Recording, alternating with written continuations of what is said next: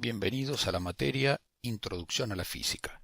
Capítulo 5. Energía eléctrica.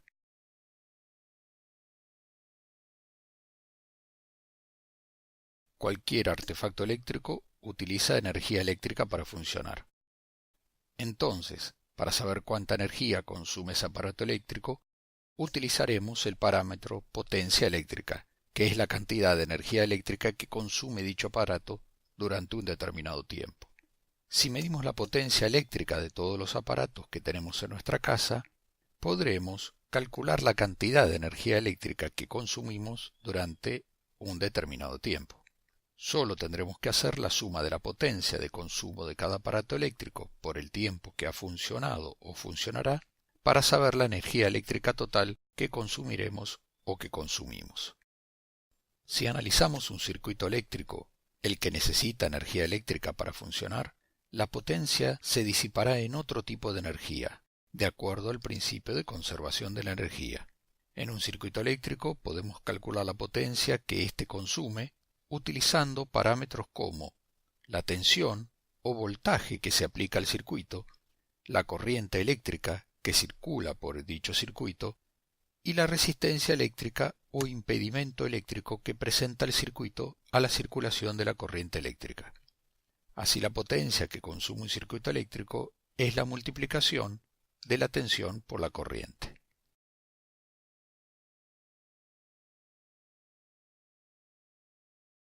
Para lograr nuestro objetivo, que es calcular la potencia eléctrica de un circuito y saber cuánta energía consume, debemos recordar algunos conceptos, entre ellos los que establece la ley de Ohm.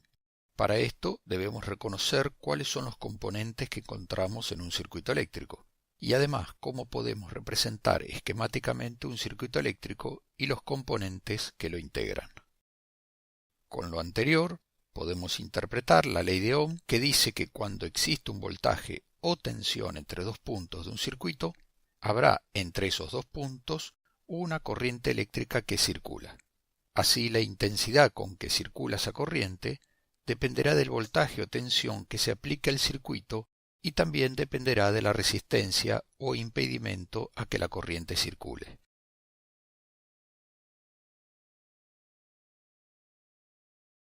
A partir de la ley de Ohm, podemos calcular sus parámetros eléctricos: la tensión, la corriente que circula, la resistencia del circuito. Para el caso particular donde la tensión aplicada al circuito es constante y fija entre los bornes de la batería, podemos representar dos situaciones que dependen de la resistencia. Una de ellas es si la resistencia es muy pero muy baja, entonces la corriente eléctrica que circula por ese circuito es muy alta, hasta llegar a un cortocircuito. Si la resistencia es muy pero muy alta, entonces la corriente terminará siendo muy baja, hasta llegar a la situación de un circuito abierto, en el que no circula una corriente. Un circuito eléctrico especial que encontramos habitualmente es el denominado circuito en serie. De acuerdo a la ley de Ohm, el circuito en serie tiene las siguientes particularidades. Las resistencias del circuito están conectadas una detrás de la otra, lo que denominamos en serie. Solo se tocan en un solo extremo o borne de cada resistencia. La corriente total del circuito es la misma corriente que circula en cada una de las resistencias que están conectadas en serie. La tensión aplicada al circuito es la suma de las tensiones individuales en cada una de las resistencias. Por ejemplo, si las resistencias son todas lámparas, cada una se encenderá con menor intensidad, ya que el voltaje o la tensión se reparte en cada resistencia y depende de la resistencia en particular. Si una de las resistencias se retira en este tipo de circuito en serie, o si es una lámpara que se quema, la corriente deja de circular por estar el circuito abierto en su totalidad, con lo cual el resto de las resistencias o lámparas dejan de funcionar, se interrumpe el circuito. En el ejemplo siguiente, de un circuito eléctrico en serie, se detalla cómo calcular la corriente eléctrica total que circula por el circuito, la resistencia total y las tensiones en cada una de las resistencias. El circuito eléctrico denominado circuito en paralelo es el que utilizamos en nuestras casas, colegios, etc. es el más utilizado. De acuerdo a la ley de Ohm, el circuito en paralelo tiene las siguientes particularidades. Las resistencias del circuito están conectadas de tal forma que los dos extremos de la resistencia se tocan con los extremos de otra resistencia conectada en paralelo. Ninguna de estas una detrás de la otra, como en el anterior circuito en serie. La tensión del circuito, que es la tensión de la fuente, se aplica totalmente a cada resistencia, o sea que la tensión es la misma en cada resistencia en paralelo. Si las resistencias fueran lámparas, cada una de ellas se encenderá a la máxima corriente, ya que están conectadas directamente a la fuente de tensión o de voltaje. La corriente total que circula por el circuito es la suma de las corrientes individuales en cada una de las resistencias. Si una de las resistencias se retira, o si es una lámpara que se quema, la corriente por esa resistencia deja de circular, porque el circuito en ese tramo está abierto, pero el circuito sigue cerrado para el resto de las resistencias, con lo cual las resistencias que quedan funcionando van a funcionar a la máxima intensidad y no se interrumpe el circuito. En el ejemplo siguiente, el de un circuito eléctrico en paralelo, se detalla cómo calcular la corriente eléctrica total que circula por el mismo, como la suma de las corrientes que circulan en cada resistencia y la resistencia total del circuito. El circuito denominado mixto tiene una mezcla de resistencias conectadas en serie y otras en paralelo, con las siguientes particularidades. Algunas están en serie y otras están en paralelo. La corriente total que circula por el circuito es la suma de las corrientes individuales en cada resistencia, que están en paralelo, más la única corriente que circula por las resistencias que están en serie. Y la tensión total aplicada debe ser la suma de las tensiones en las resistencias que están conectadas en serie, más la tensión en los bornes de aquellas resistencias que están en paralelo. En el ejemplo siguiente, el de un circuito eléctrico mixto, se detalla cómo calcular la corriente eléctrica total que circula por el mismo, la resistencia total del circuito y la tensión total aplicada al circuito.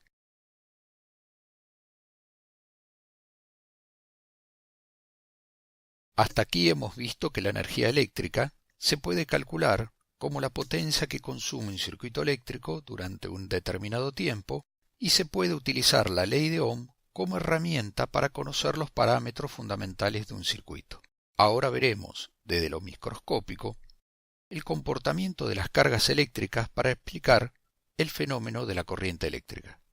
Comenzamos diciendo que los cuerpos tienen carga eléctrica y por ello pueden o repelerse si la carga eléctrica de esos cuerpos o de cada cuerpo es del mismo signo, o pueden atraerse si la carga eléctrica de cada cuerpo es de signo contrario. Esta atracción o repulsión es una propiedad que tienen ciertas partículas en interacción con otras partículas. No todos los cuerpos tienen la misma carga eléctrica. Esa fuerza de atracción o repulsión de las partículas con carga eléctrica puede relacionarse con dos leyes. Una de ellas es la que conocemos como la ley de gravitación de Newton, que dice que la fuerza de atracción entre dos cuerpos es una relación directa con la masa de cada uno de esos cuerpos y la gravedad de la Tierra, e inversamente proporcional con la distancia que separa esos dos cuerpos. La otra ley que podemos relacionar con esta es la que conocemos como la ley de la fuerza eléctrica entre dos cuerpos, cuerpos que tienen carga eléctrica. Y esa fuerza es una relación directa con las cargas eléctricas de cada cuerpo, o sea, el valor de la carga eléctrica, e inversamente proporcional con la distancia que se separan esos dos cuerpos. De esta forma, si vemos las dos leyes, observamos que ambas tienen una relación equivalente con el valor de la carga de cada cuerpo y la distancia. A partir de la ley de fuerza eléctrica, podemos explicar cómo se genera la corriente eléctrica.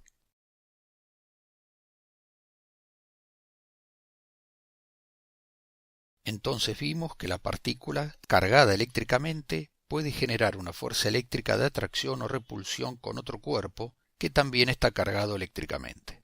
A partir de investigar el fenómeno anterior, Faraday, científico, descubre que toda carga eléctrica crea a su alrededor un campo eléctrico. No todos los cuerpos tienen partículas cargadas eléctricamente. Por eso se distinguen algunos cuerpos conductores eléctricos o aislantes eléctricos. Así es como, si otra carga que esté dentro de ese campo eléctrico puede experimentar una fuerza eléctrica. De esta manera, Faraday dice que el campo eléctrico es una propiedad que genera el cuerpo a través de su carga eléctrica. Si una carga está en el campo eléctrico, ésta se acelera. Por eso el campo eléctrico tiene intensidad, dirección y sentido. En las experiencias realizadas por Faraday, el científico descubre que el campo eléctrico creado por una carga positiva es radial de repulsión, mientras el campo eléctrico creado por una carga negativa es radial de atracción. Si hay más de una carga como fuente de campo eléctrico, las líneas de fuerza pueden torcerse, pero siempre salen de las cargas positivas y llegan a las cargas negativas. Por otra parte, Faraday también descubre que los imanes generan campo magnético, producido por fuerzas de atracción o repulsión similares a las que aparecen en los cuerpos cargados eléctricamente. Cuando logró mover el imán, Faraday detectó que el campo magnético del imán resultó ser variable en el tiempo. Esto quiere decir que tuviera valores de fuerzas diferentes en un plazo de tiempo. Introdujo dentro del campo magnético variable un alambre conductor. Esto es un material propenso a que la corriente eléctrica circule rápidamente. Descubriendo que en los extremos del alambre se obtenía una tensión eléctrica y por el mismo alambre circulaba una corriente eléctrica.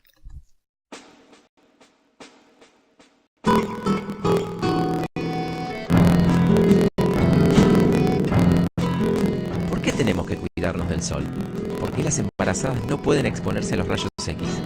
Cuando las cargas eléctricas vibran, emiten energía que se propagan en forma de onda, con una componente eléctrica y otra magnética. De ahí, el nombre de onda electromagnética. El espectro electromagnético es el conjunto de todas las ondas electromagnéticas. Los seres humanos solo vemos una porción muy pequeña de ese espectro. Es lo que denominamos espectro visible o luz. Las ondas pueden viajar por el vacío y a una gran velocidad. Podemos ordenarlas a partir de su frecuencia, longitud de onda o energía. Las frecuencias menores corresponden a las ondas de radio y televisión, luego la telefonía celular, las microondas, la radiación infrarroja, la radiación ultravioleta, los rayos X y por último, los rayos gamma, que tienen la radiación con mayor frecuencia. Las ondas de mayor energía tienen mayor frecuencia y menor longitud de onda. Las ondas de baja energía no son nocivas, pero a medida que avanzamos en el espectro, hay que tener ciertos cuidados. Los rayos gamma, por ejemplo, producen efectos indeseados, pero tienen aplicaciones muy importantes.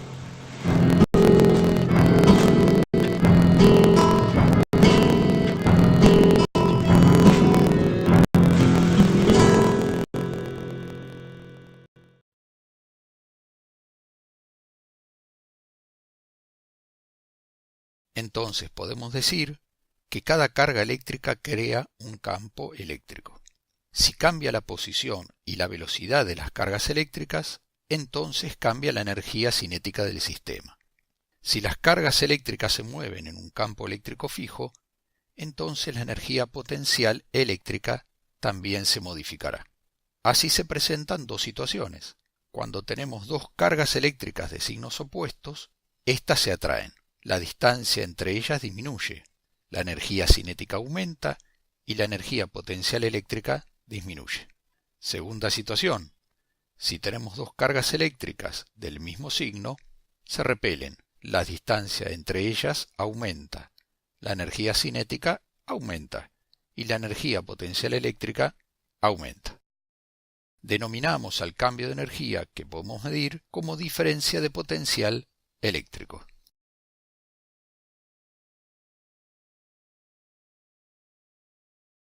Si las cargas eléctricas de los electrones se mueven, o sea, circulan por conductores, denominamos a ese movimiento de cargas como electricidad. Por supuesto que para mover a esas cargas eléctricas se necesita una fuerza eléctrica determinada. Para generar esa fuerza eléctrica se necesita entonces una diferencia de potencial eléctrico, que será la relación entre la energía necesaria y el valor de esa carga eléctrica. El modelo que utilizamos para entender el concepto de diferencia de potencial eléctrico es el modelo de niveles de altura. La diferencia de potencial entre dos puntos de un campo eléctrico es igual al trabajo L que se necesita para transportar la carga eléctrica en dichos puntos. Por eso, la diferencia de potencial sirve para saber cuánta energía potencial eléctrica se transforma en otro tipo de energía.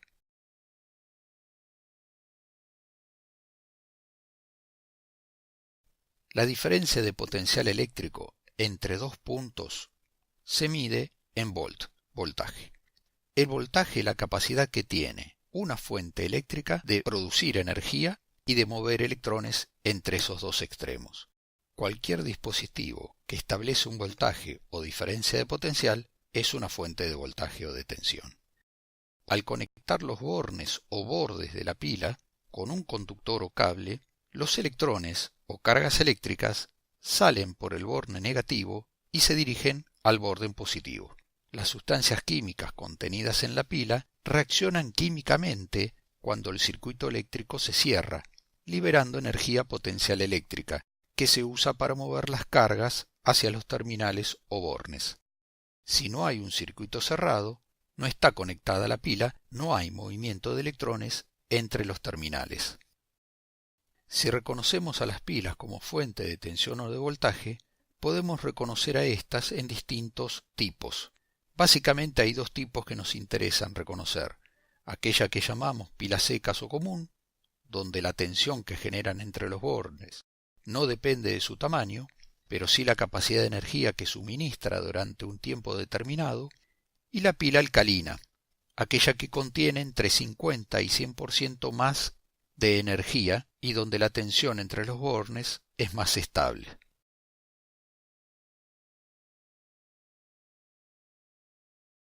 Para hablar sobre la corriente eléctrica, primero debemos tener en cuenta el medio por el que circula la corriente eléctrica.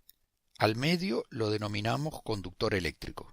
Reconocemos entonces materiales que son conductores eléctricos, aquellos materiales que contienen electrones o cargas eléctricas que pueden moverse con la influencia de un campo eléctrico. La facilidad para que los electrones se muevan depende de la conductividad del material. Si es muy buen conductor, los electrones se moverán rápidamente. Así distinguimos aquellos conductores eléctricos como materiales que permiten el movimiento o la circulación eléctrica sin dificultad de aquellos electrones que tiene ese material. Ejemplos de buen conductor tenemos el cobre, la plata, el oro, el aluminio, el estaño. Por otra parte, también tenemos materiales que son aislantes eléctricos, o también denominados dieléctricos. Es un material que no permite el movimiento de los electrones. Presentan dificultad a la circulación de electrones. Y como ejemplo tenemos de aislante al plástico, a la porcelana, a la madera. Entonces, en los materiales conductores de electricidad, los electrones libres de conducción están en la órbita o capa externa del átomo. Cualquier fuerza exterior hace que se escapen del átomo.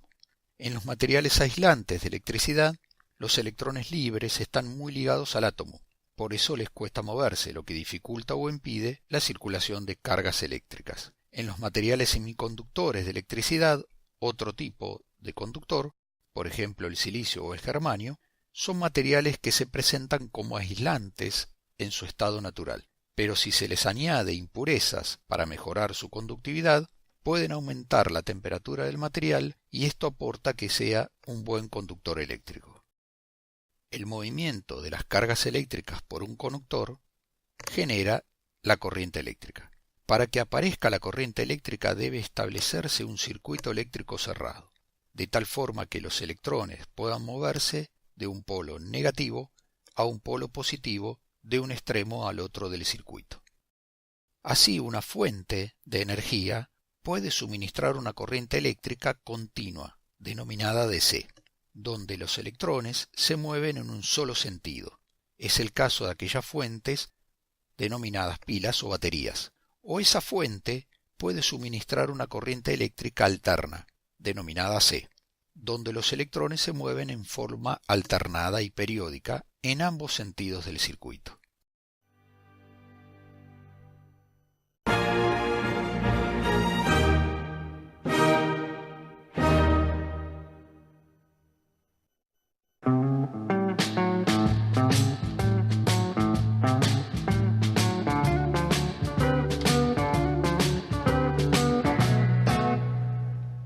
La palabra electricidad proviene del griego electron, que quiere decir ámbar. Es que los griegos ya realizaban experimentos eléctricos con ámbar, piedras y pelusa hace 2500 años, un poco antes de que en Argentina se inventara la virome o se conociera el buscapolos. La revolución industrial viene de la mano de la máquina de vapor. Cada fábrica tenía la suya y con ella hacía girar un enorme tronco que cruzaba toda la planta y se acoplaba mediante correas a los tornos o telares. Para iluminarse utilizaban velas y faroles. Recién en el siglo XX comienza la distribución pública de electricidad. Se usaba principalmente para iluminación. Es por eso que aún hoy seguimos diciendo que llegó la cuenta de la luz.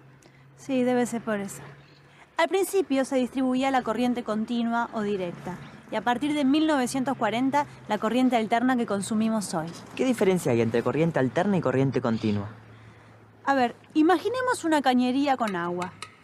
Una bomba rotativa tiene una acción similar a la de la corriente de una pila, que es directa, o sea que impulsa el agua siempre en el mismo sentido. Así, una pila es comparable con una bomba. También podemos comparar un cable con un caño, y una lámpara que consume energía y ofrece resistencia al paso de la corriente con esta serpentina por la que el agua circula con dificultad. La presión de la bomba se relaciona en esta comparación con la tensión de la pila, en volts. El caudal que circula, o sea los litros por minuto, equivalen a la corriente eléctrica, a la cantidad de electrones que pasan por segundo en el circuito. 6 trillones de electrones por segundo son 1 ampere. La potencia es el producto del voltaje por la corriente y se mide en watts. Si el agua fuera impulsada por una bomba de pistón, su sentido de flujo variaría de dirección, que es lo que hace la corriente alterna. Dependiendo del país, si la corriente alterna es de 50 ciclos, se enciende y apaga 100 veces por segundo. Si es de 60 ciclos, lo hace 120 veces. Por eso es mucho más segura. Este constante ida y vuelta hace que no se mantengan encendidos los arcos o chispas, disminuyendo el riesgo de incendio. Otra ventaja de seguridad de la corriente alterna es que se puede transformar fácilmente su voltaje, reduciéndolo hasta que ya no sea peligroso. Probablemente el uso más común y primitivo sea... El timbre. Un hombre camina bajo la lluvia. El agua en su cuerpo es conductora de la electricidad.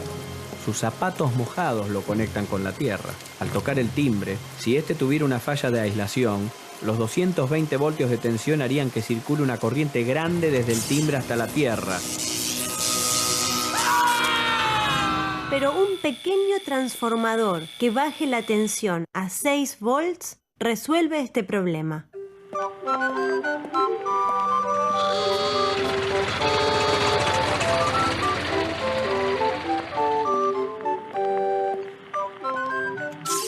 Por eso, en los tiempos de la corriente continua, que no era fácil de transformar, los timbres funcionaban con pilas, que cada tanto se secaban y había que cambiar.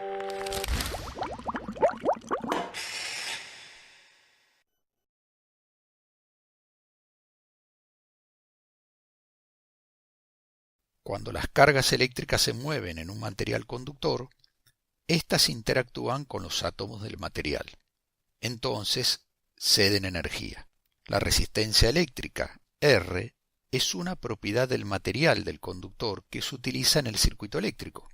Y la resistencia es la capacidad para perder la energía potencial eléctrica de las cargas eléctricas que circulan por el circuito. La resistencia es el impedimento que ofrece el conductor donde circulan las corrientes eléctricas para que éstas se muevan. A la resistencia se la mide en ohms. Así, cuanto mayor es la resistencia, mayor pérdida de energía tenemos, mayor impedimento de circulación de corriente eléctrica. Cuanto más delgado y largo es un conductor o un cable, mayor es su resistencia. La resistencia en los materiales conductores es baja, pero la resistencia en los materiales aislantes es alta para impedir la circulación eléctrica. Así, la resistencia eléctrica de un cable está relacionada directamente a la longitud del cable e inversamente relacionada a la superficie o área de ese cable. Por eso, cuando utilizamos un cable muy largo, su área debe ser muy grande para que la resistencia no resulte ser muy alta.